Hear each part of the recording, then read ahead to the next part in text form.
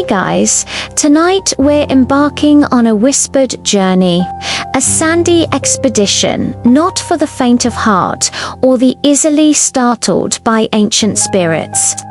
You find yourself standing at the precipice of time, the biting desert wind whipping your hair across your face, stinging your eyes with fine red dust. Before you, half swallowed by an eternity of shifting dunes, lies a monumental yet almost entirely forgotten edifice.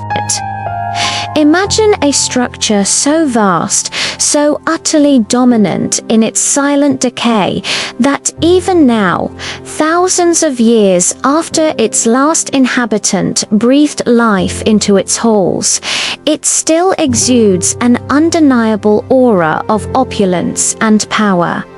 This isn't just a ruin, it's a forgotten whisper, a grand testament to a Nubian queen whose name, like much of her empire, has been etched away by the relentless hand of time and sand. You probably won't survive this journey unscathed, not with the history clinging to every stone, every artifact. It's a place that demands respect and perhaps a small offering of your sanity. So, before you get comfortable, take a moment to like the video and subscribe, but only if you genuinely enjoy what I do here. And if you're feeling chatty, drop your location and local time in the comments. It's always wild to see where everyone is tuning in from. Now, dim the lights, maybe turn on a fan for that soft background hum, and let's ease into tonight's journey together. You stand at the edge of an archaeological dream, the raw, ochre-hued landscape stretching endlessly under a sky that bleeds from fiery orange to deep indigo. The air is cool now, a stark contrast to the sun's merciless glare just hours before, carrying the faint, earthy scent of ancient, dry things. Your flashlight beam cuts a hesitant path through the encroaching dusk, dancing over what can only be described as the skeletal remains of a colossal palace. It's not just a few tumbled stones. You're looking at the very bones of a forgotten civilization, specifically the sprawling domestic and administrative heart of a Nubian queen's world. The sheer scale of it takes your breath away, even in this state of ruin. Imagine a structure that once dominated the horizon, its walls likely gleaming white or painted in vibrant ochres and blues, a beacon of civilization amidst the stark, beautiful desolation of the desert. As you step closer, your boots crunching on millennia of accumulated sand and pottery shards. Each piece a fragment of a life lived, a meal eaten, a story told. You begin to discern the grand contours. Massive foundation walls, still several meters high in places, emerge from the dunes like fossilized leviathans. This isn't crude mud brick huts. This is advanced, monumental architecture built to impress and to endure. You can almost hear the bustling sounds of an ancient court, the murmur of servants, the soft padding of royal sandals, the clatter of bronze tools from workshops long buried. It's an auditory hallucination born of sheer awe. Man, talk about a fixer-upper. You might whisper, a wry smile playing on your lips, realizing the sheer impossibility of truly restoring such a grandeur. The initial entry point, or what remains of it, suggests a carefully planned approach. You discern the faint outlines of what might have been a grand processional avenue, flanked by smaller, less well-preserved structures. Perhaps barracks for guards or humble dwellings for palace staff. The main gate, if you can still call it that, is a gaping maw in the colossal wall. Its once imposing pylons, now mere stumps of sun-baked brick and stone.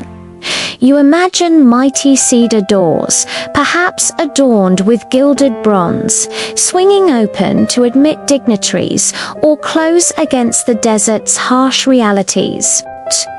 This wasn't just a residence. It was a fortress, a symbol of absolute power in a land that frequently challenged the will of its rulers.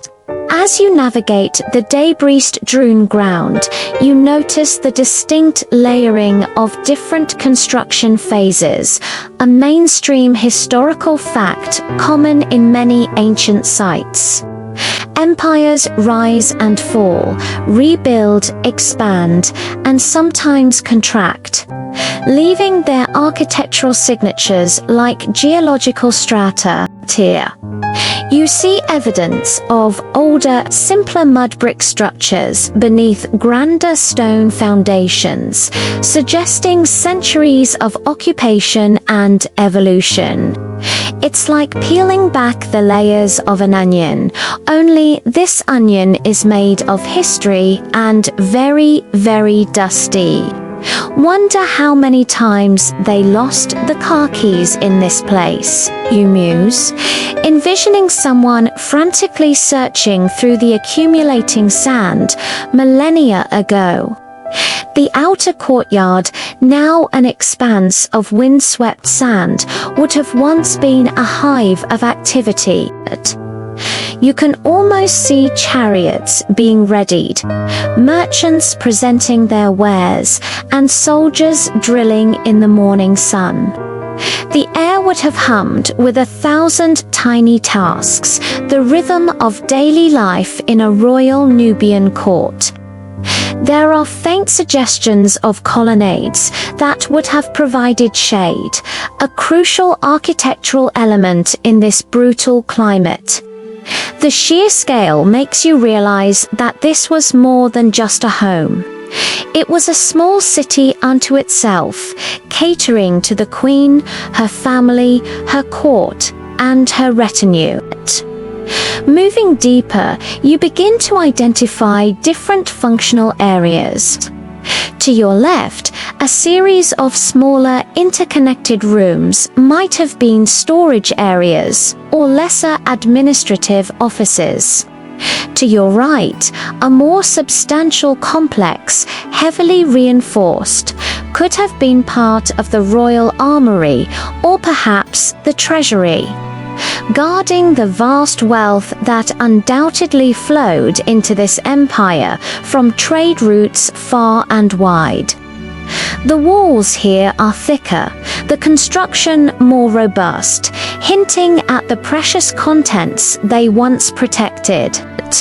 One quirky or fringe tidbit that strikes you amidst the desolation is the surprising number of small, perfectly preserved shells embedded in some of the mud brick walls. These aren't fossilized, they're clearly marine shells, incongruous in the middle of the desert. Historians still argue whether these were purely decorative elements, perhaps symbolizing the Queen's dominion over distant waters, or even a connection to ancient sea gods, or if they held some deeper, perhaps apotropaic ritualistic significance. Were they talismans against evil, or merely a royal whim? You gently touch one.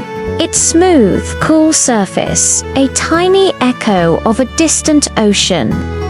Guess the Queen was an early adopter of beach house chic. You chuckle softly, imagining her interior decorator trying to explain the concept. As you penetrate further into the palace's embrace, the sense of being an intruder in a sacred, long-sleeping space intensifies. The air grows stiller, the sounds of the modern world fading behind you, replaced by the whispering wind and the persistent creak of your own imagination. You're not just seeing ruins, you're seeing the ghost of a magnificent ambition, a monument to a powerful woman whose influence once stretched across the golden sands of ancient Nubia. The sheer labor involved in constructing such a palace, in transporting and carving the massive stones, in firing the countless bricks, is staggering to contemplate. It speaks of a highly organized society, a strong centralized authority, and an abundance of resources, both human and material. You notice the remnants of what appears to be a sophisticated water management system, channels carved into stone, leading to large cistern-like depressions in the floor. Access to water was, and still is, life in the desert. This wasn't just a simple well. This was an intricate network designed to collect, store, and distribute precious water throughout the palace, ensuring comfort and survival. It speaks volumes about the ingenuity of ancient Nubian engineers. Perhaps it even fed a small, lush garden, a verdant oasis in the heart of the arid land, a private paradise for the queen. Imagine the scent of jasmine and myrrh blooming under the desert stars, a stark contrast to the dust and rock. The path beneath your feet, though broken and uneven, suggests a deliberate design, guiding you deeper into the palace's secrets. You are tracing the footsteps of courtiers, servants, and perhaps even the queen herself, thousands of years ago. It's a humbling, almost sacred experience to be a temporary guest in such a profound silence.